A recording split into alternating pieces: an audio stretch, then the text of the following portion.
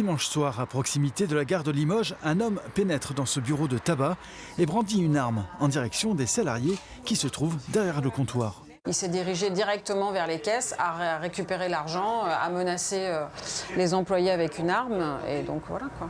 Donc c'était même pas un problème de tabac là. Parce que la plupart du temps, le dernier braquage, c'était en rapport avec du tabac. Il voulait des cartouches, il voulait des cigarettes. Le dernier braquage à main armée d'un tabac remonte en effet au 20 août dernier, toujours à Limoges, mais cette fois à quelques dizaines de mètres du palais de justice. Personne rentre dans le bar tabac et se voit mis une lame, comme on dit, un couteau sous la gorge, en demandant à ce qu'on lui donne les jeux à gratter, les cartouches de cigarettes, etc. Ça va très très vite.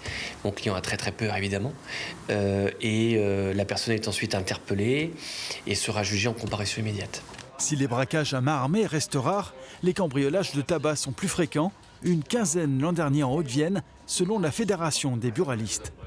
Face à ces risques, les assureurs demandent aux commerçants de sécuriser leur local, quitte à utiliser de nouveaux dispositifs comme ces diffuseurs de brouillard pour piéger les cambrioleurs. Nous sommes des proies faciles. Le tabac augmente, l'argent, on embrasse beaucoup. Donc voilà, les raisons pourquoi on vient nous chercher nous, pourquoi on vient nous cambrioler nous, pourquoi... Quand la personne est armée et devant sa victime, elle est elle-même en panique et c'est là où tout peut se jouer parce que c'est une vie, c'est plusieurs vies brisées. C'est d'abord celle des victimes, on est bien d'accord, et puis celle aussi de ceux qui commettent ces actes-là parce que quand on les retrouve, ce sont des années de prison pour 20 €, pour 40 €, pour rien du tout et c'est terrible.